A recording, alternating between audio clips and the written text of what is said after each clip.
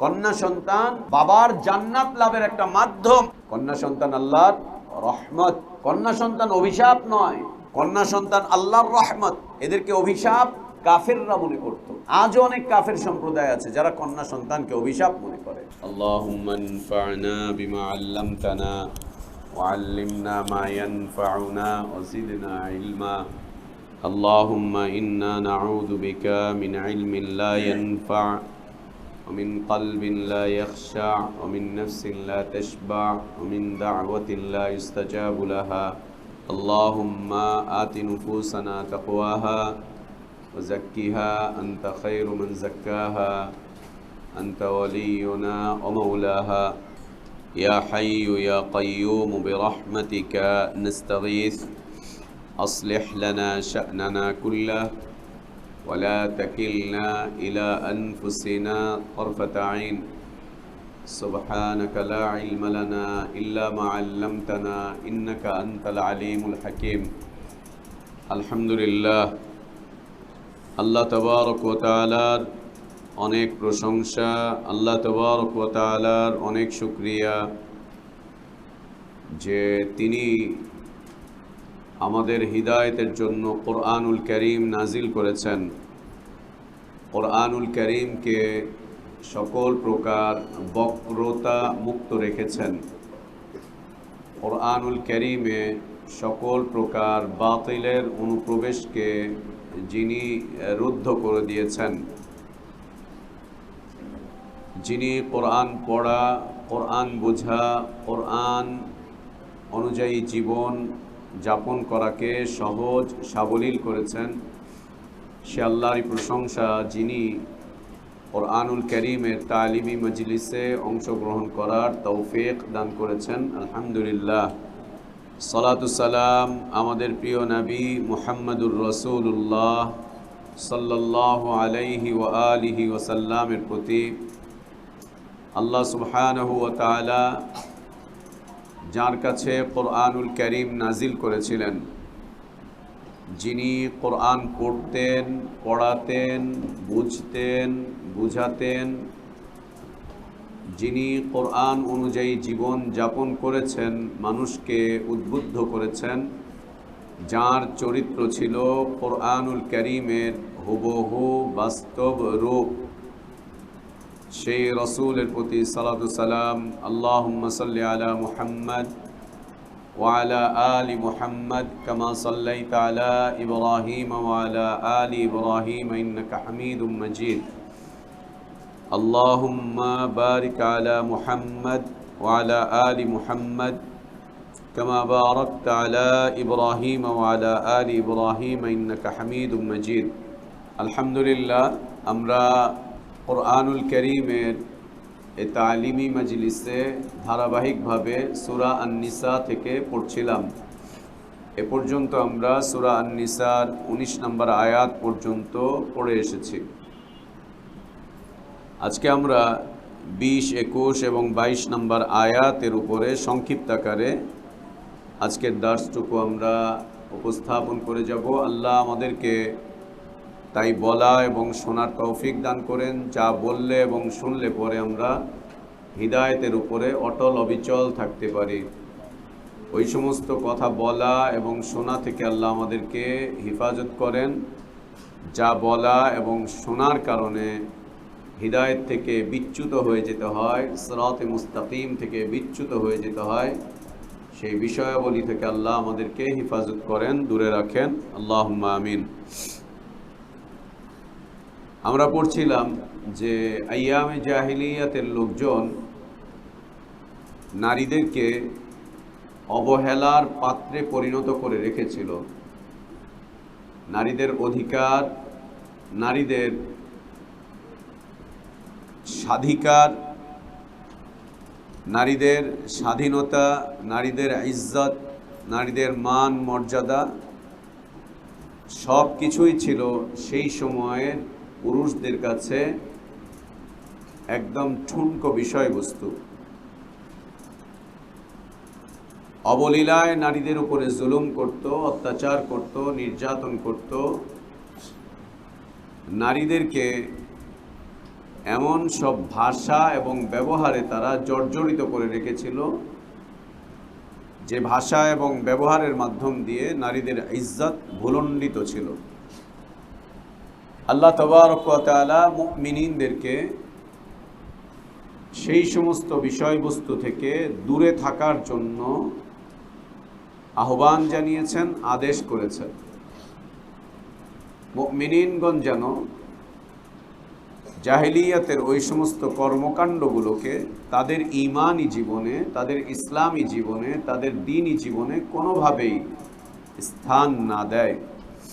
আল্লাহ আমাদেরকে তার হুকুমটুকু যথাযথভাবে পালন করার তৌফিক দান করেন। ইসলাম বিরোধী, ইসলাম বিদ্বেষী বিষয়বস্তুগুলো থেকে আল্লাহ আমাদেরকে পুরোপুরিভাবে ফিরে আসার তৌফিক দান করেন। সেই সমস্ত বিষয় থেকে আল্লাহ আমাদেরকে দূরে রাখেন যে সমস্ত বিষয়ের কারণে জাহিলিয়াতের মধ্যে নিমজ্জিত হতে হয়, ইসলাম থেকে বের হয়ে যেতে হয়, তা থেকে আল্লাহ আমাদেরকে দূরে রাখেন। আমরা গতকাল শেষের দিকে যে আলোচনা করেছিলাম সেটি হচ্ছে ফাইন কারিহতুমুহুন্না ফাসা আন তাকরাহু শাইআ ওয়া ইয়াজআলাল্লাহু ফীহি খায়রান কাসীরা। আমরা আমাদের সাংসারিক জীবনে আমাদের স্ত্রীদের থেকে দু চারটা মন্দ আচরণ বা দু চারটা মন্দ কর্ম আমরা পেতেও পারি, কিন্তু এই দু চারটা মন্দ কর্মের উপরে যদি আমরা সবর করে চলি তো আশা করা যায় আল্লাহ তাবারক ওয়া তাআলা তাদের মাধ্যম দিয়ে আমাদেরকে অসংখ্য কল্যাণ দান করবেন। আমরা যেন এক্ষেত্রে ধৈর্যহীন হয়ে না পড়ি। সাংসারিক জীবনে স্ত্রীদের অন্যায় আচরণের কারণে আমরা যেন ধৈর্য হারা হয়ে না পড়ি এবং আমরাও যেন ওদের জবাবটা ওদের মতো করে না দেই, এবং কখনো যেন এমন না হয় যে ইটের জবাব আমরা পাথর দিয়ে দিব। কখনো যেন এমনটা না হয় যে ইটের জবাব আমরা পাথর দিয়ে দিব। হতে পারে ওর মুখ থেকে একটা কটু কথা বলেছে, তার জবাব থাপ্পড় হতে পারে না।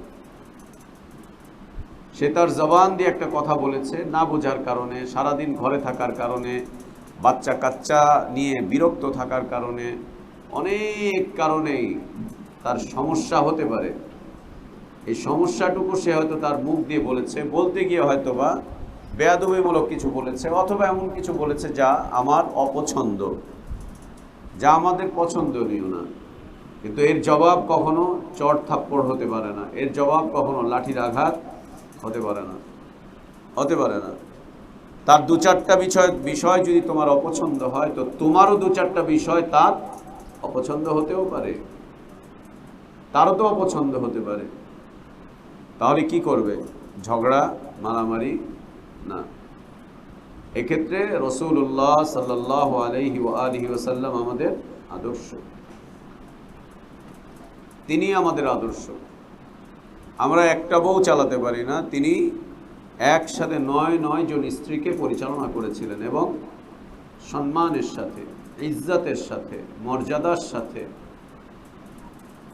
আনন্দ ঘন পরিবেশে, চমৎকার একটা অবস্থাতে, চমৎকার একটা অবস্থাতে এতজন স্ত্রীকে তিনি পরিচালনা করলেন, এতজন স্ত্রীকে তিনি তার আয়ত্তে রাখলেন, এতজন স্ত্রীকে তিনি তার বিবাহের বন্ধনের মধ্যে চমৎকারভাবে রেখেছিলেন। কেন?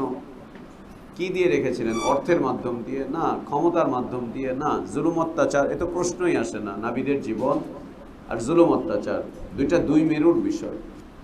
নাবিদের জীবন আর জুলুম অত্যাচার দুইটা দুই মেরুর বিষয়বস্তু।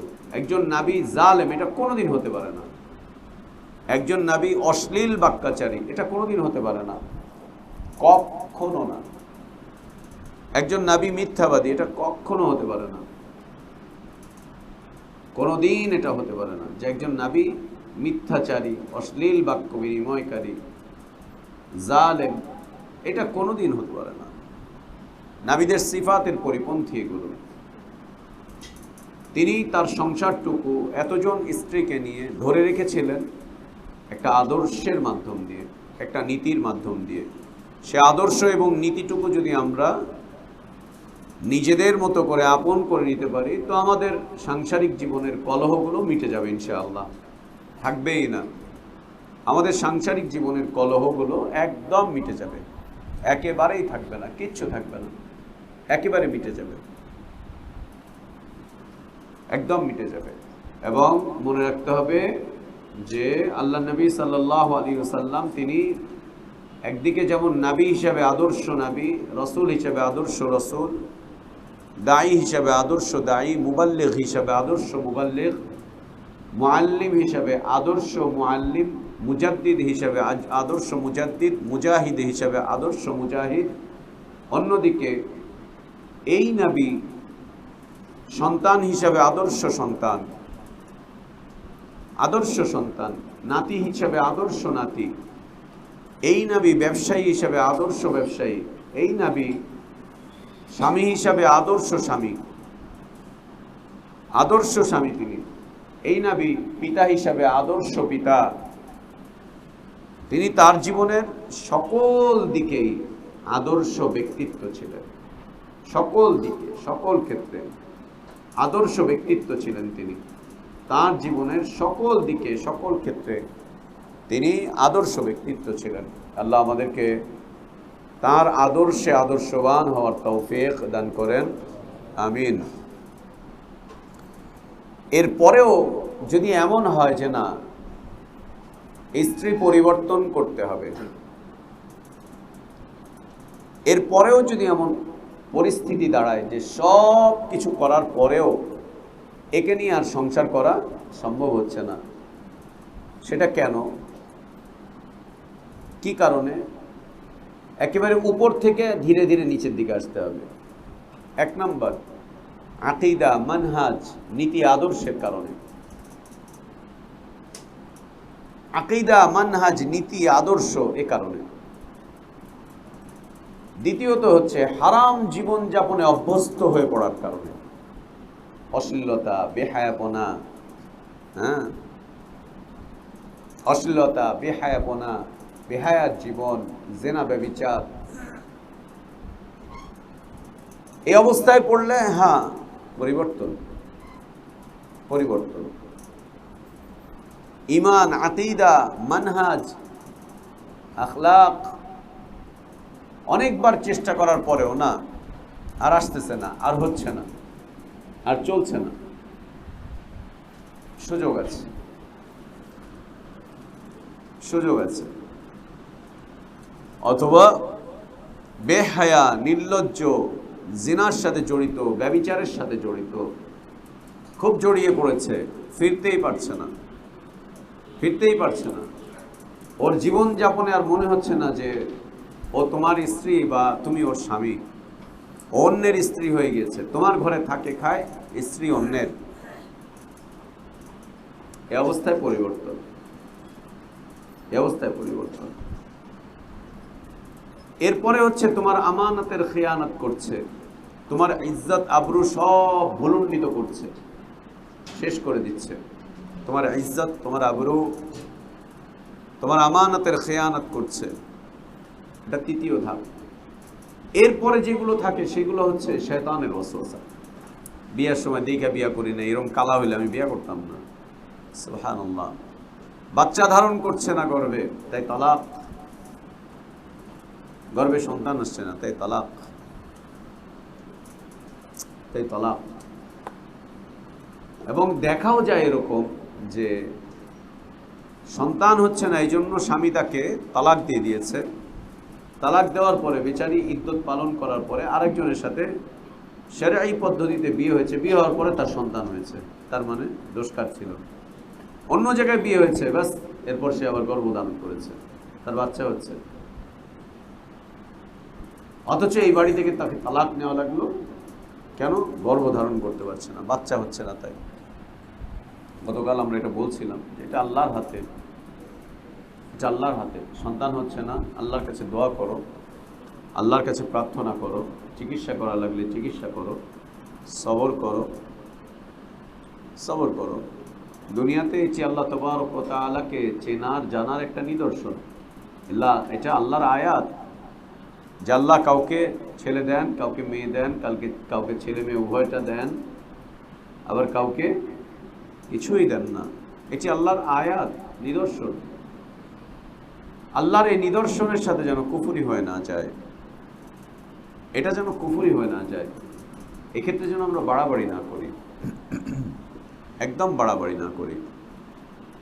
এবং গতকাল আমরা বলছিলাম মা আয়েশা রাদিয়াল্লাহু আনহার সন্তান হয়নি, কিন্তু নবী সাল্লাল্লাহু আলাইহি ওয়াসাল্লামের সাথে তার বৈবাহিক জীবনে মহাব্বত, ভালোবাসা, আনন্দ, উল্লাস, সুখ, শান্তি, কল্যাণ কোনোটাই কম ছিল না, ঘাটতি ছিল না। বরং নবী সাল্লাল্লাহু আলাইহি ওয়াসাল্লাম তার মৃত্যুর আগে বলেছিলেন যে আমি সবচাইতে বেশি ভালোবাসি নারীদের মধ্যে আয়েশাকে, পুরুষদের মধ্যে আবুহা, তার বাবাকে, তাকে এবং তার বাবাকে। এবং ভালোবাসা কতটা চমৎকার পর্যায়ে পৌঁছালে পরে নবী সাল্লাল্লাহু আলাইহি ওয়াসাল্লাম তার জীবনের শেষ দিবসগুলো মা আয়েশা রাদিয়াল্লাহু আনহার ঘরে কাটালেন, তার কোলের মধ্যে কাটালেন, এবং অন্য স্ত্রীদের থেকে অনুমতি নিয়ে তারপরে কাটালেন। অন্য স্ত্রীদের থেকে তিনি অনুমতি চাইলেন যে তোমরা যদি তোমাদের হকটুকু ছেড়ে দাও, যদি তোমরা অনুমতি দাও, তা আমি আয়েশার ঘরে থাকবো। এবং তিনি জিজ্ঞেস করেছিলেন, আয়েশা রাদিয়াল্লাহু আনহার ঘরে থাকার আগ পর্যন্ত তিনি জিজ্ঞেস করতেন যে আজকে কার ঘরে থাকার পালা আমার। তার মানে অসুস্থ অবস্থাতেও তিনি স্ত্রীদের হক আদায় করছেন, জিজ্ঞেস করছেন আজকে কার ঘরে থাকার পালা, কোন ঘরে। স্ত্রীরাই তাকে নিজেদের অধিকারটুকু ছেড়ে দিয়ে নবী সাল্লাল্লাহু আলাইহি ওয়াসাল্লামকে আয়েশা রাদিয়াল্লাহু আনহার কাছে থাকার সুযোগ করে দিলেন। যে আল্লাহর নবী এটা পছন্দ করছেন, তারাই দিয়ে দিলেন। সন্তান ছিল না একটাও আয়েশা রাদিয়াল্লাহু আনহার ঘরে, কিন্তু ভালোবাসা কমেনি, শ্রদ্ধা কমেনি, আনন্দ কমেনি, সুখ কমেনি, শান্তি কমেনি, কল্যাণ কমেনি, একটুও কমেনি। এই জাহিলিয়াত যেন আমাদের মধ্যে প্রবেশ না করে, ঠিক আছে না ইনশাআল্লাহ ভাইয়ারা? এই জাহিলিয়াত যেন আমাদের মাঝে প্রবেশ না করে। সন্তান এটা আল্লাহর হাতে, শুধু দোয়া করতে থাকো, রব্বি হাবলি মিন লাদুনকা যুররিয়াতান তাইয়্যিবাতান ইন্নাকা সামিউদ দুআ। দোয়া করতে থাকো, রব্বি লা তাযারনি ফারদান ওয়া আনতা খায়রুল ওয়ারিসিন, রব্বি লা তাযারনি ফারদান ওয়া আনতা খায়রুল ওয়ারিসিন। এই দোয়া কিন্তু বিয়ের আগের না, হ্যাঁ? এই দোয়া কিন্তু কেউ বিয়ের আগে করতে যাইস না, বলে ঝামেলায় পড়বি। এই দোয়া আমাদের সামিউল করবে এখন ইনশাআল্লাহ। হ্যাঁ, রব্বি লা তাযারনি। এবছর সামিউল তো হিট, সামিউল এবছর মাদ্রাসায় হিট। সামনের বছর যে কে হিট হবে, আগামী বছর আশা করছি আমরা 4-5টা হিট পাবো না ইনশাআল্লাহ। তুই তাকায় লাভ নেই, তোর দিকে তোর আব্বা তাকাবে না, তুই চুপ থাক। তোর বাপ তোর দিকে তাকাবে না, অতএব তুই অন্য দিকে তাকায় তুই মাথা নিচে করে রাখ। আর যদি তুই চাস তো আমি তোর আব্বার সাথে কথা বলবো ইনশাআল্লাহ, চাইলে।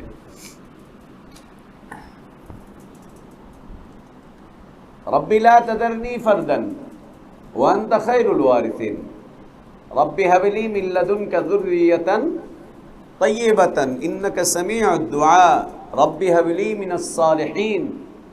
আর বিয়ে হয়ে গেলে আরো দোয়া করো দুইজন মিলে আল্লাহর কাছে, আরো বেশি করে চাও, রব্বানা হাব লানা মিন আজওয়াজিনা ওয়া যুররিয়াতিনা কুররাতা আয়ুন, আল্লাহর কাছে চাও।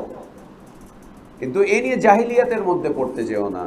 আবার ওই যে জাহিলিয়াত, কন্যা সন্তান হয়েছে আর মুখ দেখাতে পারছি না সমাজের কাছে। আর যদি মেয়েটা কালো হয় তাহলে তো কোনো কথাই নেই। আর কালোর পরে যদি মেয়েটা আবার জন্মগতভাবে অসুস্থ হয়, বিকলাঙ্গ, প্রতিবন্ধী, তাহলে তো আরো কথা নাই। ইন্না লিল্লাহ। পুরুষ বলে এটা আমার বলা মাইয়া না, এটা আমি দেই নাই, এটা আমার না, এটা কই থেকে আনছিস, যা তুই বাইর, তোর মাইয়ারে নিয়েও বাইর। তুই আমার ঘরে কই থেকে জাহান্নামের আযাব নিয়ে আসলি? কন্যা সন্তান হয়েছে বলছে জাহান্নামের আযাব নিয়ে আসলি কোত্থেকে? এই বোঝা কোত্থেকে নিয়ে আসলি? এই বোঝা কোত্থেকে নিয়ে আসলি? জাহান্নামের আযাব কোত্থেকে নিয়ে আসলি? এই বিকলাঙ্গ আমার না। ইন্না লিল্লাহি ওয়া ইন্না ইলাইহি রাজিউন। কন্যা সন্তান অভিশাপ নয়, কন্যা সন্তান আল্লাহর রহমত, কন্যা সন্তান অভিশাপ নয়, কন্যা সন্তান আল্লাহর রহমত। এদেরকে অভিশাপ কাফেররা মনে করত। আজও অনেক কাফের সম্প্রদায় আছে যারা কন্যা সন্তানকে অভিশাপ মনে করে, মেয়েকে অভিশাপ মনে করে। মেয়ে অভিশাপ নয়। আমাদের নবী আমাদেরকে জানিয়েছেন কন্যা সন্তান আল্লাহর রহমত, আল্লাহর রহমত। কন্যা সন্তান জান্নাত লাভের একটা মাধ্যম। কন্যা সন্তান বাবার জান্নাত লাভের একটা মাধ্যম, বাবার জান্নাত লাভের একটা মাধ্যম, বাবার জান্নাত লাভের একটা মাধ্যম কন্যা সন্তান। এগুলো বারবার এতগুলো ছেলে হচ্ছে কেন? আমার আত্মীয়র মধ্যে একজন 11 নম্বরে বাসা, আমাদেরই বোন হয়, খালাতো বোন। এই বোনের এক এক করে 7টা ছেলে হয়েছে, 7টা ছেলে হয়েছে। এখন প্রথমটা ছেলে হয়েছে, ওনার আশা ছিল প্রথমটা মেয়ে হবে, হইল না। দ্বিতীয়টা ছেলে হয়েছে রাগ, তৃতীয়টা ছেলে হয়েছে রাগ, চতুর্থ ছেলে যখন হয়েছে বলছে এই পোলা আমি পালুম না, এই পোলা রাখুম না, এই পোলারে পালক দিয়ে দেয়, এই পোলারে বেচা হলা। সেই ছেলেকে দিয়ে দেওয়া হলো অন্যের কাছে পালক। সংসার আর টিকে না, মারামারি এই সেই। সে মেয়ে চায়, মেয়ে হয় না। এক এক করে 7টা ছেলে হয়েছে। যখন 5 নাম্বার ছেলে হয়েছে তখন তারে একটা পেরাক মারছে, এরপরে আরেকটা পেরাক মারছে। তাও বেচারি চিন্তা করছে একটা হোক, একটা হোক। এবং কত খাজা বাবার কাছে যে গেছে, কত তাবিজ যে লটকাইছে, খাজা বাবার তাবিজ। শেষ পর্যন্ত উনি বিয়ে করছে, জেনায় জড়িয়ে পড়ছে, বাসায় আসে না, এই না সেই না। এরপরেও আল্লাহ আরো 2টা ছেলে দিছে, 7টা হয়েছে। 7টার পরে 8 নাম্বারে গিয়ে মেয়ে হয়েছে, 8 নাম্বারে গিয়ে মেয়ে হয়েছে। কিন্তু ততদিনে পেরেক যা ঠোকার ঠুকে নিছে, মারধর যা করার করছে, অন্যায় যা করার করছে। এটা তো হচ্ছে ছেলের ক্ষেত্রে, মেয়ে চাই। আবার অন্যদিকে মেয়ে মেয়ে মেয়ে মেয়ে মেয়ে মেয়ে, ছেলে হয় না, কি অশান্তি। এটা হচ্ছে আমার একমাত্র খালা, আমার মার একমাত্র বড় বোন, তার ক্ষেত্রে। খালু ছিল একটু ডান পিটা মার্কা, উনি ছেলে চায় আল্লাহ মেয়ে দেন, উনি ছেলে চায় আল্লাহ মেয়ে দেন। এইভাবে করতে করতে একটা একটা করে সুবহানাল্লাহ। 4 নাম্বার হওয়ার পরে উনি আর এই সংসার করবেন না, এই না সেই না। কিন্তু আমার নানার মুরিদ ছিল, এই জন্য আর ছেড়া যাইতে পারে না। নানার পীর ছিলেন, নানার মুরিদ ছিল সে। এখন পীরের মেয়েকে বিয়ে করছি, পীর সাহেব তো অভিশাপ দিলে শেষ, এই জন্য আর ছেড়ে যেতে পারে না। সেও ওই রাস্তা ধরছে, সেও ওই রাস্তা ধরছে। ধরার পরে সেও বিয়ে শাদী করছে আর একটা রাস্তায়, বিয়ে শাদী করে ওই ঘরেও মেয়ে হয়েছে, ওই ঘরেও মেয়ে হয়েছে, ওইটাতেও। এইভাবে করে 1 2 3 4 5 করে করে 7টা বোন হওয়ার পরে 8 নাম্বারে একটা ছেলে হয়েছে। ছেলে হওয়ার পরে কিছুদিন পরে মারা গেছে, 5-7 দিন পরে মারা গেছে। যে ছেলেটা হইলো, আমার খালা মনে করলো যে এবার বুঝি সংসারটা আমার টিকলো, এবার বুঝি আমি টিকে যাবো, এই সেই। ছেলে মরে গেল তো আবার অভিশাপ। এরপরে আল্লাহ সুবহানাহু ওয়া তাআলা পরপর 2টা ছেলে দিয়েছেন, এই ছেলে 2টা বাইচা আছে। আমি ছেলে চাই আল্লাহ মেয়ে দেন কেন? আমি মেয়ে চাই আল্লাহ ছেলে দেন কেন? দোষ তোর, দোষ তোর। আর আজকাল বিজ্ঞান বলছে ছেলে না মেয়ে, এ দোষ মেয়ের নয়, নারীর নয়, স্ত্রীর নয়, এ দোষ কার? স্বামীর। স্বামীর মধ্যে আল্লাহ তাবারক ওয়া তাআলা সন্তান হওয়ার জন্য যা রেখেছেন সেটার মাধ্যম দিয়েই ছেলে হবে না মেয়ে হবে তা নির্ধারণ করেছেন আল্লাহ তাবারক ওয়া তাআলা। এক্ষেত্রে স্ত্রী দোষ নয়, ছেলে না মেয়ে, স্ত্রী দোষী নয়। যদি দোষ দিতে হয় তাহলে স্বামীকে দোষ দিতে হবে, তাও দোষ দেওয়া যাবে না। কেন? এটার নির্ধারণকারী হচ্ছেন আল্লাহ সুবহানাহু ওয়া তাআলা। আল্লাহ সুবহানাহু ওয়া তাআলা তিনি। তো এগুলো কখনোই যেন আমাদের স্ত্রী পরিবর্তনের কারণ হিসেবে আমাদের সামনে না দাঁড়ায়। ফকিরের মাইয়া বিয়া করছি, আগে জানলে বিয়া করতাম না। ফকিন্নির ঘরে ফকিন্নি, তোর বাপে ফকির, তোর মায় ফকির, কিচ্ছু আনতে পারস না, কিছু দিতে পারস না, একটা হুন্ডা চাইছি তাও দেস না, ওইটা দেস না, এটা দেস না, রাত দিন একে কথা শোনায়। আর যদি কোনো রকম তালাকপ্রাপ্তা বা বিধবা হয় তাহলে তো ওর বেঁচে থাকারই অধিকার নাই। স্বামীর ঘরে সারা জীবন ওকে কথা শুনতে হবে, স্বামীর ঘরে ওকে সারা জীবন কথা শুনতে হবে। যদি তালাকপ্রাপ্ত হয়, বিধবা হয়, সারা জীবন ওকে কথা শুনতে হবে।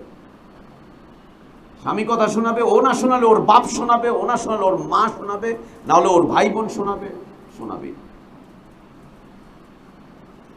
কি আজীব এক সমাজ! কাফেরদের এই চরিত্রগুলো মুসলিমদের মাঝে এসে প্রবেশ করলো কিভাবে? কিভাবে প্রবেশ করলো কাফেরদের এই রীতিনীতি?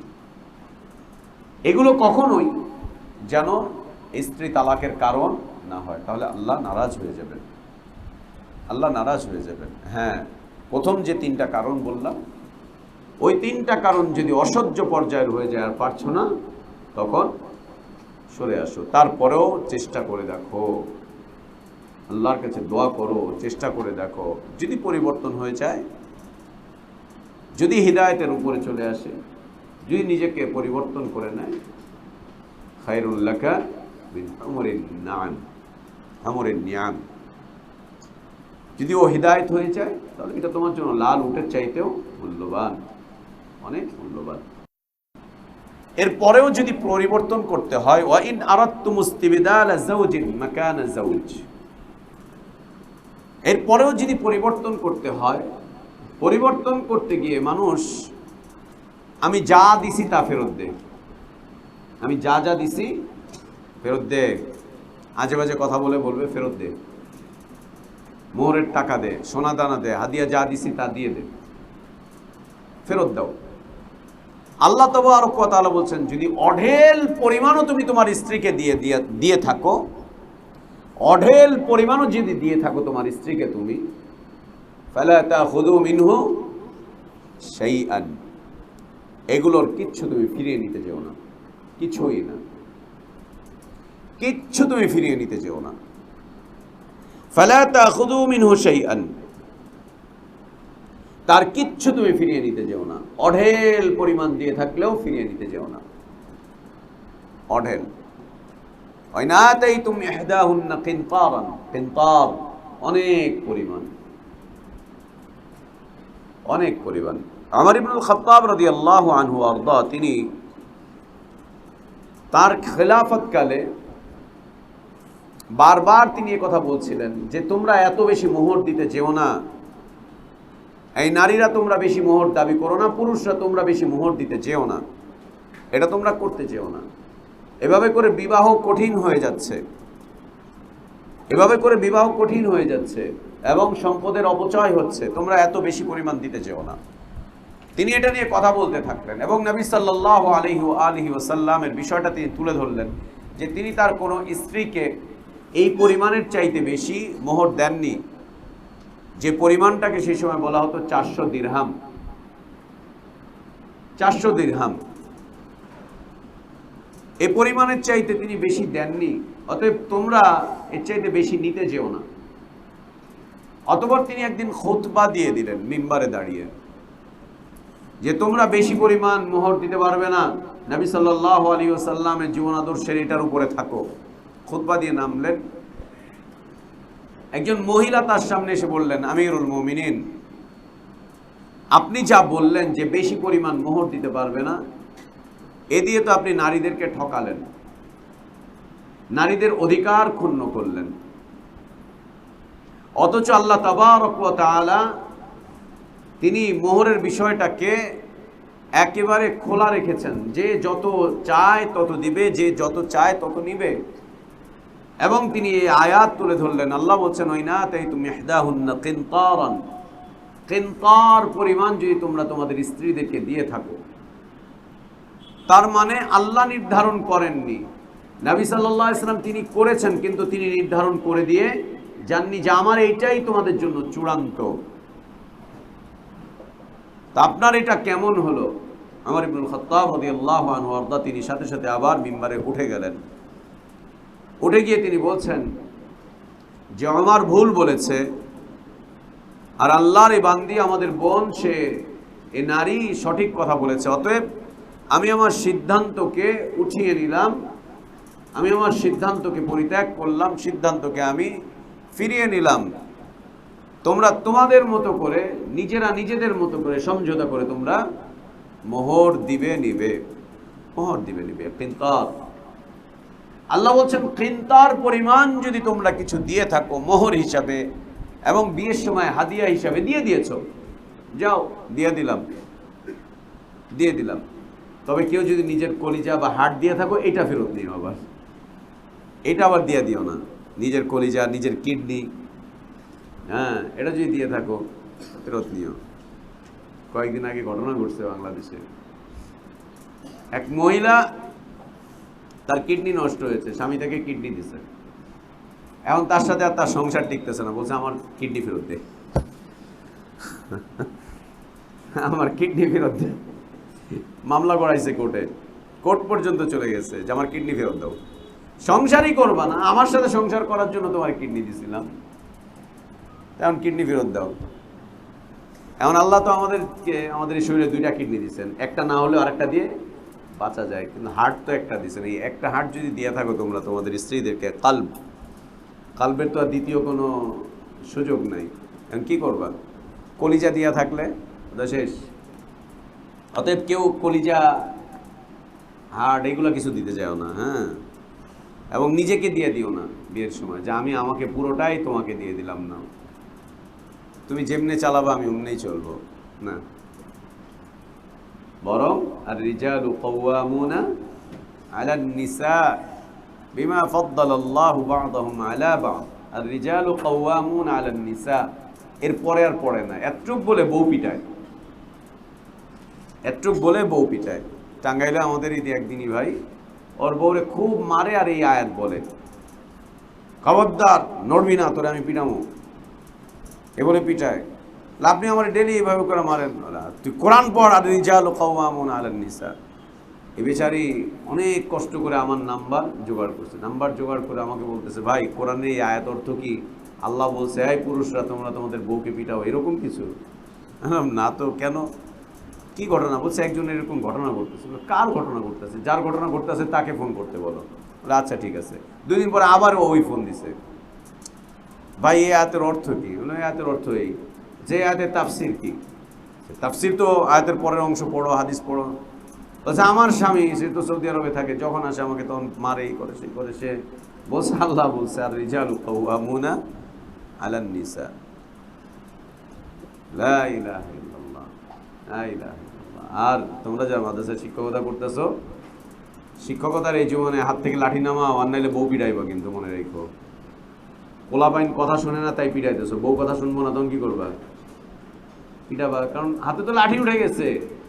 শাসনের লাঠি যদি একবার হাতে উঠে যায়, এটা কিন্তু আর নামে না। এই জন্য নবী সাল্লাল্লাহু আলাইহি ওয়াসাল্লাম ওই ব্যক্তিকে নিকৃষ্ট বলেছেন না, যার হাতে সবসময় লাঠি থাকে। যার হাতে সবসময় লাঠি থাকে তাকে কি বলেছেন? নিকৃষ্ট। যার হাতে সবসময় লাঠি থাকে। শাসনের লাঠি নিয়ে ছাত্রদের সামনে ঘুরতেছ, কদিন পরে বউয়ের সামনে লাঠি নিয়ে ঘুরবা, এটা স্বাভাবিক। কিন্তু মনে রাখো, এখন কিন্তু আর 30 বছর পিছায় নাই, আমরা 30 বছর আগাইছি। এখন মহিলাদের মারলে মহিলারা একটার জবাব 2টা দেয়। তুমি ঘরে লাঠি রাখবা, ও কিন্তু তোমার পাছার মধ্যে বেত দিয়ে পিটান দিবে, একদম সত্য। এখন কিন্তু বউরাও স্বামী পিটায়। কোর্টে অনেক মামলা ঝুলতেছে। পুরুষরা, আগে তো নারী নির্যাতন মামলা হতো, এখন পুরুষ নির্যাতন মামলা হচ্ছে কোর্টে। পুরুষরা যাচ্ছে, আমার স্ত্রী আমাকে নির্যাতন করছে, আমার স্ত্রী আমাকে মারছে, আমার স্ত্রী আমার এটা করছে সেটা করছে। অতএব সাবধান। আর আমি যদি জানি যে তোমরা বউ পিটাও, আমি কিন্তু তোমাদের বউয়ের হাতে লাঠি দিয়ে আসবো, তোমরাও পিটাইবা। জবাব দাও, নাইলে পুরুষ ঠিক হবে না। খবরদার শাসনের লাঠি হাতে উঠাইতে যাও না, এটা খুব খারাপ, এটা খুব খারাপ। হাতে সবসময় লাঠি নিয়ে ঘোরা, এটা দুশ্চরিত্রের আলামত, খারাপ পুরুষের পরিচয়, এটা ভালো না। কেন সবসময় লাঠি থাকবে? মুখে কেন আনন্দ থাকে না? মুখে কেন স্নেহ থাকে না, মমতা থাকে না, ভালোবাসা থাকে না? মুখ দিয়ে কেন কিছু বুঝাতে পারো না? মুখ দিয়ে কেন বুঝাতে পারো না?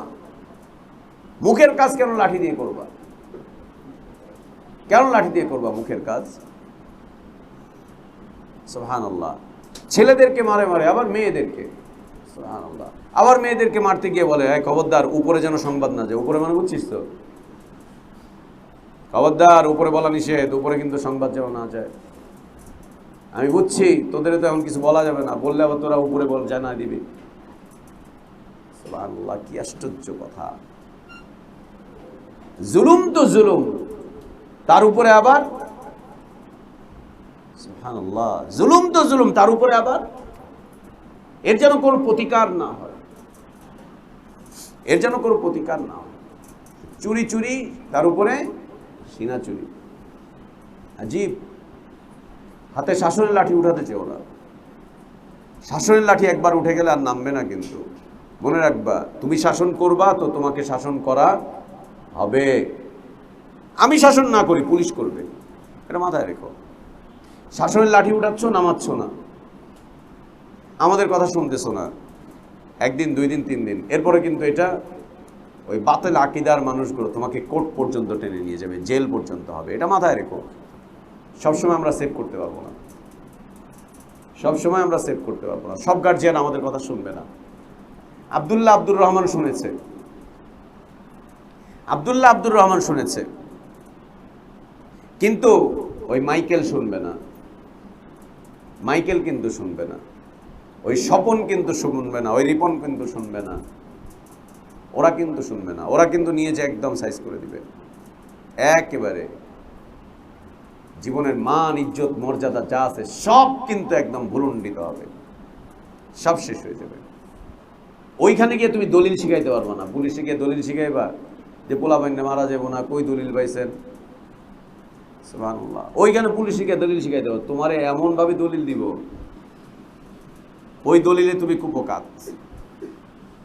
খবরদার, শাসনের লাঠি, শিক্ষকরা কেউ লাঠি উঠাতে যেও না, নিষেধ করলাম। এই লাঠি কিন্তু পরিবারে উঠবে।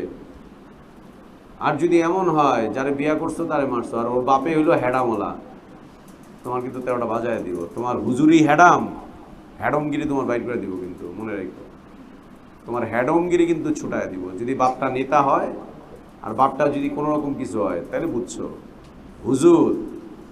হুজুরগিরি শেষ, হুজুরগিরি কিন্তু শেষ করে দিবে। খবরদার, এগুলো ভালো কিছু না।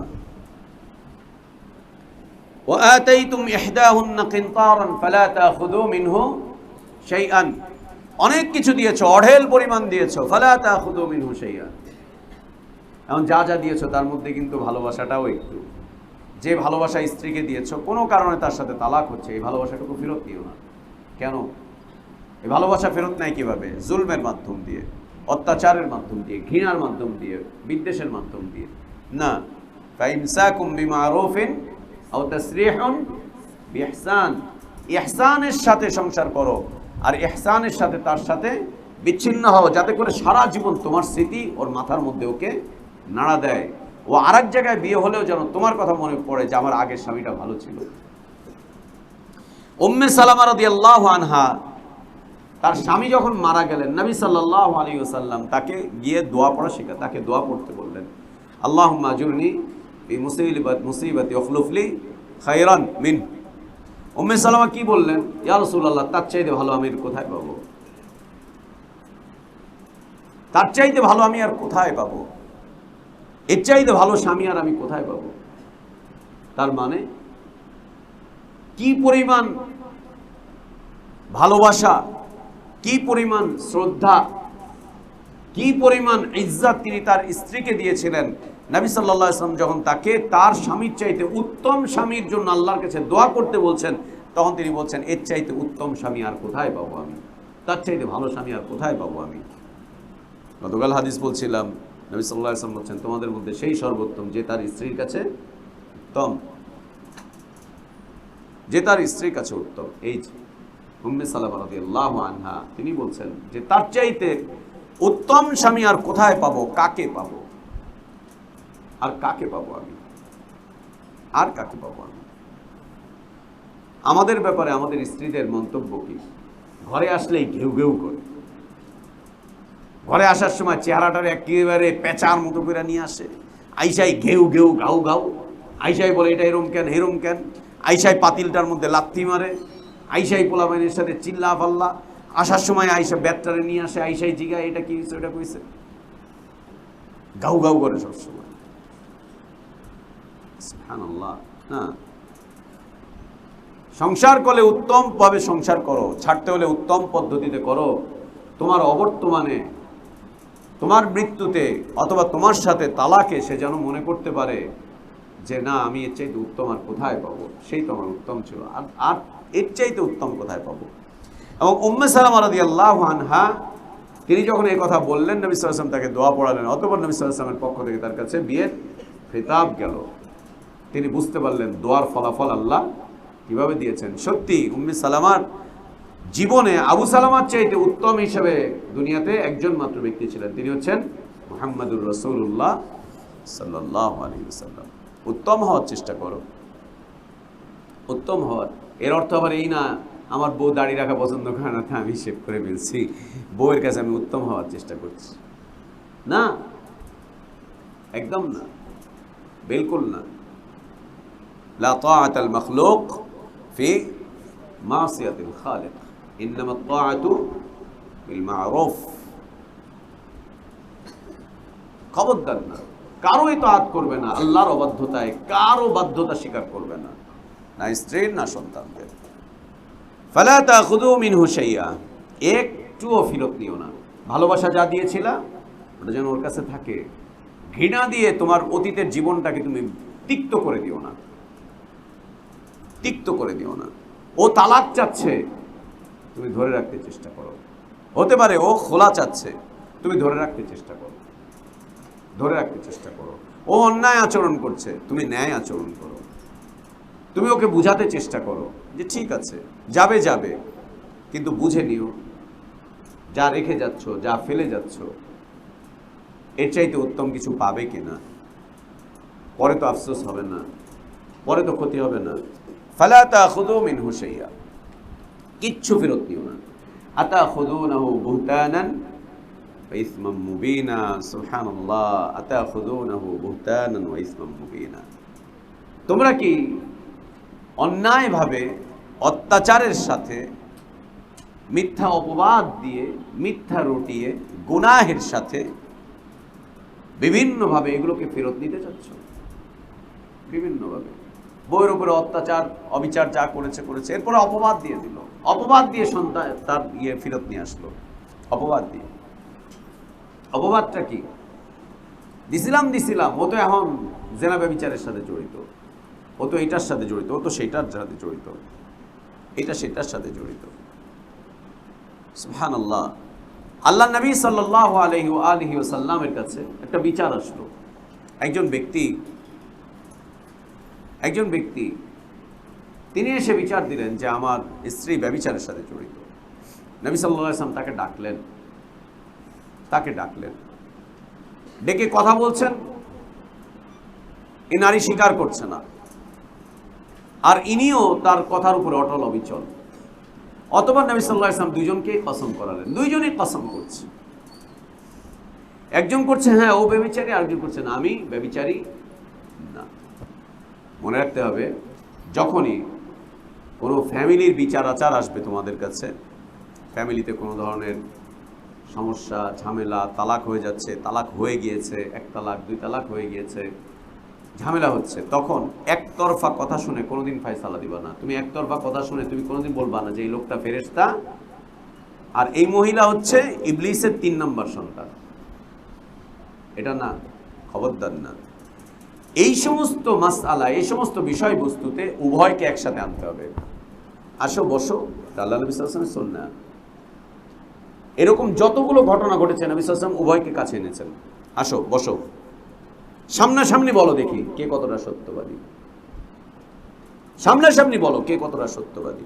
কসম করো আল্লাহর নামে, কসম করে বলো, কসম করে বলো। সংসার করবে না ওর উপরে অপবাদ দিয়ে দিচ্ছে, আর অপবাদ দিয়ে এরপরে ওকে যা দিয়েছে সেটাকে ফেরত নিতে চাচ্ছে, আমারটা ফিরিয়ে দাও। আল্লাহ জবাব দিচ্ছেন, ওয়াকাইফা তাখুযুনাহু ওয়া ক্বাদ আফদা বা'দুকুম ইলা বা'দ, ওয়াকাইফা তাখুযুনাহু, কিভাবে ফেরত নিবা টাকা পয়সা, সোনা দানা, মোহর, হাদিয়া, তোহফা, খাট, ফ্রিজ, অথবা একটা জমি দিছো, কিভাবে ফেরত নিবা? অকাদ আফদা বা'দুকুম ইলা বা'দ, তোমরা একজন তো আরেকজনের সাথে মেলামেশা করে ফেলেছো, একজন তো আরেকজনের সাথে জীবন যাপন করে ফেলেছো, একজন তো আরেকজনের পোশাক হয়েছিলেন। হুন্না লিবাসুল লাকুম ওয়া আনতুম লিবাসুল লাহুম, কিভাবে ফেরত নিবা? তোমরা তো একজন আরেকজনের সাথে মেলামেশা করেছো, একজন আরেকজনের সাথে রাত কাটিয়েছো, দিন কাটিয়েছো, স্বামী স্ত্রীর বৈবাহিক জীবনে যা যা হয় সবকিছু করে ফেলেছো, এখন আবার ফেরত নিবা কিভাবে? কেনই বা নিবা? অকাইফা তাখুযুনা ফাকাদ আফদা বা'দুকুম ইলা বা'দ, তোমরা পরস্পরের সাথে জীবন যাপন করেছো, বৈবাহিক জীবনের সবকিছু তোমাদের হয়ে গিয়েছে, সংগঠিত হয়েছে। যদি না হয়ে থাকে ভিন্ন কথা, বিবাহ করেছো, কিছু দিয়েছো, এখন পর্যন্ত তোমার সাথে তার বৈবাহিক জীবন শুরুই হয়নি, তার আগেই তালাক দিয়ে দিচ্ছ, তখনকার বিষয়টা আলাদা। কি করবে তখন? অর্ধেকটা ফেরত নিয়ে আসবে, একটা অংশ দিবে, বাকি অংশ ফেরত নিয়ে আসবে। যখন হয়েই গিয়েছে সবকিছু, ওকে ফাতা খুযুনা ওয়া আখাযনা মিনকুম মিসাকান গালিযা, এবং তোমরা একজন আরেকজনের সাথে দৃঢ় মজবুত বন্ধনে আবদ্ধ হয়ে পড়েছ। সেটা কি? আল্লাহকে সাক্ষী রেখে একজন আরেকজনকে বিয়ে করেছ। মানুষের সাক্ষী আছে, এরপরে আল্লাহকে সাক্ষী রেখে কসম করে, অঙ্গীকার করে। অঙ্গীকারগুলো কি?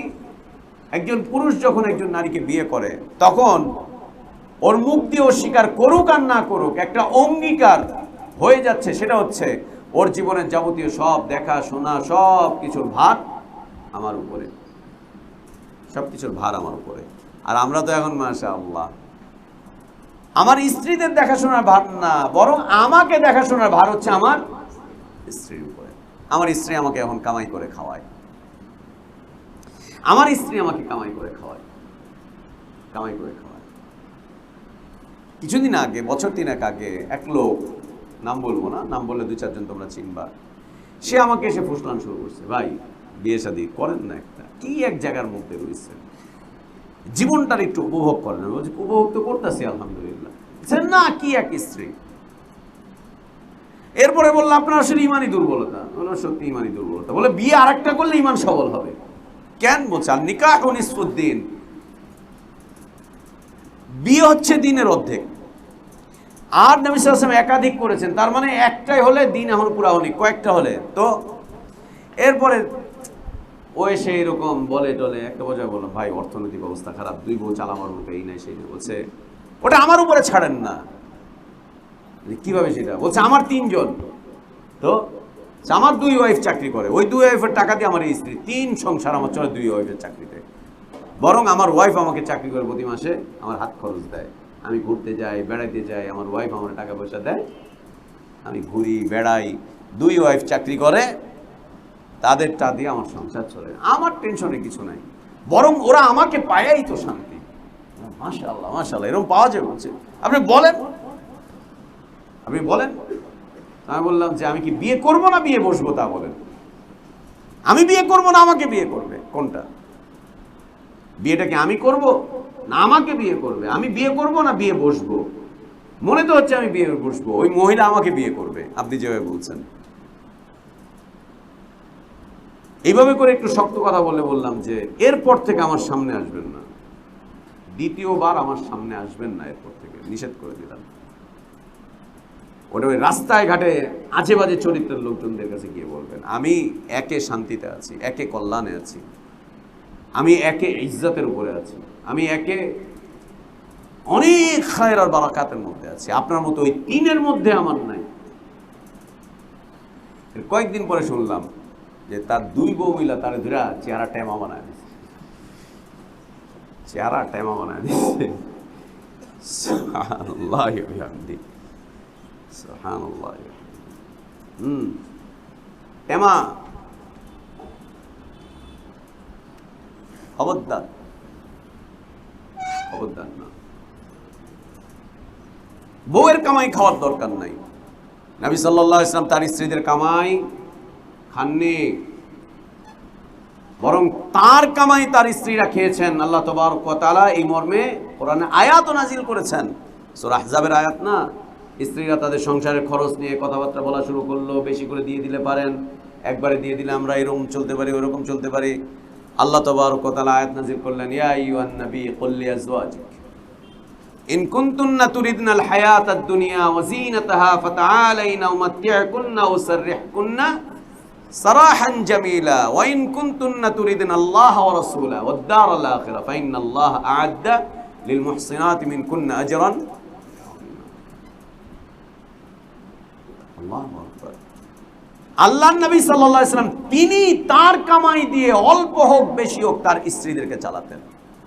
আর আমরা দেখতে পাই আমাদের অনেক ভাই ব্রাদারদেরকে দ্বিতীয় বিয়ে করার পরে প্রথম স্ত্রীর বোঝা হয়ে দাঁড়িয়েছে, প্রথম স্ত্রীর পয়সার খরচে চলে, প্রথম স্ত্রী এটা সেটা হ্যান ত্যান। আর তারাই আবার দ্বিতীয় বিয়ের ফজিলত নিয়ে আলোচনা করে, দ্বিতীয় বিয়ের ফজিলত এটা এটা এটা এটা। তোমার দ্বিতীয় বিয়ের জীবনে ধিক্কার জানাই, আমরা হক আদায় করতে পারো না, ভিক জানাই তোমার দ্বিতীয় তৃতীয় চতুর্থ বিয়ের জীবনকে। আল্লাহর আয়াত অনুযায়ী ভিক জানাই। তুমি আল্লাহর আয়াতকে অস্বীকার করেছো, আল্লাহর আয়াতের বিরুদ্ধে আমল করেছো, তুমি তোমার আমল কোরআন বিরোধী, সুন্নাহ বিরোধী, সুন্নাহ বিরোধী তোমার আমল, আল্লাহর আয়াত বিরোধী, সুন্নাহ বিরোধী তোমার আমল, সুন্নাহ বিরোধী। এখনো তওবার সুযোগ আছে, তওবা করো। যারা এই সমস্ত কাজ করে তারা যেন এখনো তওবা করে, ভুল করেছে আল্লাহ, অন্যায় করেছে আল্লাহ, আর না হলে কিয়ামতের দিন প্যারালাইজ হয়ে উঠবে, পঙ্গু হয়ে উঠবে, এক সাইড পঙ্গু হয়ে উঠবে। এবং ওই সমস্ত ফ্যামিলির যদি কান্না তোমরা শুনতা,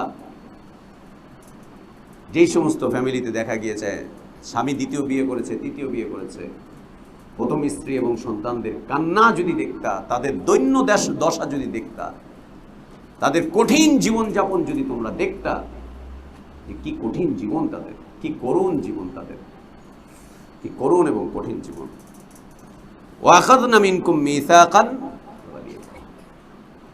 কঠিন অঙ্গীকার করে তোমরা বিয়ে করেছো। এটা একটা অঙ্গীকার, বিয়ে হচ্ছে একটা অঙ্গীকার, বিয়ে হচ্ছে একটা অঙ্গীকার। এই অঙ্গীকার মৃত্যু পর্যন্ত থাকে, এই অঙ্গীকার তালাক পর্যন্ত থাকে। বিয়ে একটা অঙ্গীকারের নাম, আল্লাহকে ভয় করে, আল্লাহকে সাক্ষী রেখে এক অঙ্গীকার সংসার জীবনের। অতএব এখানে জুলুম গ্রহণযোগ্য না। এবং মনে রাখবে, তোমার স্ত্রীর মুখ থেকে যেন কখনো তোমার কারণে এরকম কথা না আসে, আমি একটু বাঁচতে চাই, আমাকে একটু বাঁচতে দাও, আমাকে একটু শ্বাস নিতে দাও, আমাকে একটু বাঁচতে দাও, আমাকে একটু শ্বাস নিতে দাও।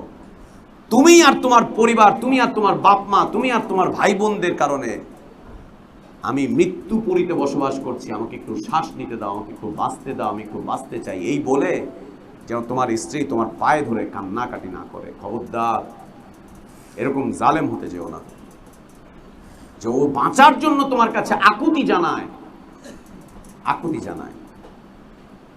তুমি তোমার স্ত্রীকে কতটুকুই বা দিতে পারছো? কয়েকদিন আগে আমরা বলছিলাম না যে আমরা কতটুকুই বা দিতে পারি? একজন স্বামী তার স্ত্রীকে কতটুকু দেয়? বরং স্বামী তার স্ত্রীকে যা দেয় তার চাইতে অনেক বেশি ওর বাবার বাড়িতে পেয়ে থাকে। ওর বাবা দিচ্ছে, ওর মা দিচ্ছে, ওর ভাই দিচ্ছে, ওর বোন দিচ্ছে, ওর খালা ওর জন্য দিচ্ছে, ওর ফুফু ওর জন্য দিচ্ছে, ওর চাচা ওর জন্য আনতেছে। পুরো পরিবার মিলে, সব সদস্য মিলে একটা মেয়েকে আগলে ধরে রাখে। আর স্বামীর বাড়িতে এসে ওই সব তো হারায়, বরং স্বামীর কাছে যেটা পাওয়ার সেটাও সে পায় না। অতঃপর তার জীবনটা নাবিশ্বাস হয়ে ওঠে। সে বাঁচার জন্য আকুতি করে, মিনতি করে, আমাকে একটু বাঁচতে দাও, একটু বাঁচতে দাও। বেশ অনেকদিন আগে আমার কাছে একটা এরকম পারিবারিক ঝামেলা আসলো, আমাকে নিয়ে গেলাম। যাওয়ার পরে জিজ্ঞেস করলাম, কি হয়েছে তোমাদের, কি সমস্যা বলো। ওর ওয়াইফকে কি হয়েছে, কি করতে? তখন বলছে, ভাইয়া আমি বাঁচতে চাই, আমাকে একটু বাঁচান, আমাকে এই মৃত্যুপুরী থেকে বের করেন, আমি একটু বাঁচতে চাই, আমি আর পারতেছি না। আচ্ছা তোমার সন্তান আছে, এই আছে, সেই আছে, আচ্ছা ভাইয়া আমি বাঁচতে চাই, আমি জুলমের শিকার, আমি অত্যাচারের শিকার, আমি মানসিক ভারসাম্য হারিয়ে ফেলছি, আমি পাগল হয়ে যাচ্ছি, আমি একটু বাঁচতে চাই, আমাকে একটু বাঁচান, আমাকে একটু বাঁচার সুযোগ করে দেন, আমি আগে একটু বাঁচি তারপরে সংসার করব। আগে বাঁচার ব্যবস্থা করেন, তারপর আমি একটু সংসার করব। মানসিক রোগী হয়ে গেছে, একদম মানসিক রোগী, দিনদার একটা মেয়ে, একেবারে মানসিক রোগী হয়ে গেছে। খবরদার না, এক্ষেত্রে আল্লাহ নবী সাল্লাল্লাহু আলাইহি ওয়াসাল্লাম আমাদের উসওয়া। লাকাদ কানা লাকুম ফি রাসূলিল্লাহি উসওয়াতুন হাসানাহ। খবরদার, মনে রেখো, তোমার দ্বারা যদি আল্লাহ নবী সাল্লাল্লাহু আলাইহি ওয়াসাল্লামের কোনো সুন্নাহ প্রতিষ্ঠিত নাও হয়, এর জন্য তো চেষ্টা করবাই শতভাগ। যদি নাও হয়, অন্তত তোমার কারণে যেন নবী সাল্লাল্লাহু আলাইহি ওয়াসাল্লামের কোনো সুন্নাহ নষ্ট না হয়। তোমার কারণে যদি যেন এরকম কথা না হয় যে দেখো দেখো ওরা সহি সুন্নাহ মানে বলে দাবি করে, দেখো ওদের সহি সুন্নাহর জীবন, ওরা বলে ওরা সহি সুন্নাহ মানে, দেখো ওদের সহি সুন্নাহর জীবন, ওরা বলে ওরা হাদিস মানে, দেখো ওদের হাদিস মানার জীবন, দেখো ওদের হাদিস মানার জীবন, ওরা বলে ওরা সহি সুন্নাহ মানে, দেখো ওদের সহি সুন্নাহর জীবন। এটা যেন না বলে, এই কথাও যেন না বলে তুমি যা করছো এটা কি তোমার নবীর শিক্ষা, এই কথাও যেন বলার মতো সুযোগ না পায়। একবার সুযোগ করে দিবা তো দ্বিতীয়বার কুফরি করবে, তৃতীয়বার সুবহানাল্লাহ, সব বরবাদ হয়ে যাবে। খবরদার না, খবরদার না, এমনটা যেন না হয়। আল্লাহ তাবারক ওয়া তাআলা বলছেন, ওয়ালা তানকিহু মা নাকাহা আবাউকুম মিনান নিসাই ইল্লা মা ক্বাদ সালাফ। জাহিলিয়াতের যুগে এটা আরেকটা জাহিলিয়াত ছিল যে বাবার, মৃত বাবার স্ত্রীকে সন্তান বিয়ে করে ফেলত। বাবা 3টা বিয়ে করেছে, 4টা বিয়ে করেছে, 2টা বিয়ে করেছে। এখন ও যেই মায়ের গর্ভে জন্মগ্রহণ করেছে সেই মাকে না, বাবার যে দ্বিতীয় স্ত্রী আছে, তৃতীয় স্ত্রী আছে, বাপ মরে গেছে, ব্যাস বাবার দ্বিতীয় তৃতীয় স্ত্রীকে সে বিয়ে করে ফেলছে। অথবা বাবা আও মা মালাকাত আইমানুকুম, বাবার যে দাসী ছিল, বাঁদী ছিল, যার সাথে বাবা স্ত্রীর মতো আচরণ করেছে, এখন বাবা মারা গিয়েছে, এখন ও নিজে তাকে তার স্ত্রী বানিয়ে দিয়েছে, তাকে স্ত্রী বানিয়ে দিয়েছে। লা তানকিহু মা নাকাহা আবাউকুম মিনান নিসা। তোমাদের বাবারা যে সমস্ত মেয়েদেরকে, নারীদেরকে বিয়ে করেছিল, খবরদার সেই সমস্ত নারীদেরকে তোমরা বিয়ে করতে যেও না। এটা বাবার মৃত্যুর পরেও না এবং বাবার তালাকের পরেও না। বাপ তালাক দিয়ে দিয়েছে, পোলার এখন ওটার খুব পছন্দ হয়েছে। বাবা বিয়ে করেছে, দ্বিতীয় বিয়ে, ইয়াং একটা মেয়েকে বিয়ে করেছে, বাড়িতে ছেলে যুবক, একেবারে ইয়াং তকবগা যুবক। এখন বাপ যাকে বিয়ে করে নিয়ে এসেছে সেই মেয়েটা তার এই ছেলের চাইতেও বয়সে কম অথবা সমবয়সী। এখন বিয়ে করার পরে বাবার এই স্ত্রী, ওর ছোট মা, ওর সাথে ওর এখন একটা রিলেশন হয়ে গিয়েছে, বন্ধুত্বের মতো। এর সাথে এখন খুনসুটি চলে, কথাবার্তা চলে, এই চলে, সেই চলে, হ্যান চলে, সেই চলে। একটা পর্যায়ে এসে অশ্লীল সম্পর্ক হয়ে গিয়েছে। বাপ বুড়ো, ছেলের সাথে তার মায়ের সাথে অশ্লীল সম্পর্ক হয়ে গিয়েছে, বাবার দ্বিতীয় স্ত্রীর সাথে। এটা ইয়ামে জাহিলিয়াতের লোকজনদের জীবনযাপনের একটা পদ্ধতি ছিল। বাবার দ্বিতীয় তৃতীয় স্ত্রীকে এরা নিজেদের সম্পদ মনে করত। বাপ যদি একে তালাক দিয়ে দিত তো ছেলে বিয়ে করে ফেলত, আর বাপ যদি মরে যেত তো ছেলে নিজেকে ওকে নিজের আয়ত্তে নিয়ে চলে আসতো, নিজের আয়ত্তে নিয়ে চলে আসতো। এই জাহিলিয়াতগুলো এখন আমাদের দেশে প্রবেশ করেছে। বাবার দ্বিতীয় তৃতীয় চতুর্থ স্ত্রীর সাথে এক বন্ধুত্বপূর্ণ খোলামেলা সম্পর্ক, তার সাথে অনেক আজে বাজে কথাবার্তা, গোপন কথাবার্তা। বাবার দ্বিতীয় স্ত্রীকে জিজ্ঞেস করে বাবার যৌন জীবন সম্পর্কে, বাবার এই সম্পর্কে, সেই সম্পর্কে, বাবা হ্যান ত্যান, আস্তাগফিরুল্লাহ ওয়া আতুবু ইলাইহি। এবং এই শিক্ষা হচ্ছে পাশ্চাত্যের শিক্ষা এবং আমাদের পাশের দেশের শিক্ষা। ওদের মিডিয়ার মাধ্যম দিয়ে এগুলো পৌঁছাচ্ছে আমাদের দেশে, নাটকের মাধ্যম দিয়ে, সিনেমার মাধ্যম দিয়ে, বিভিন্ন বিষয়বস্তুর মাধ্যম দিয়ে। সুবহানাল্লাহ, ওয়ালা তানকিহু মা নাকাহা আবাউকুম মিনান নিসাই ইল্লা মা ক্বাদ সালাফ।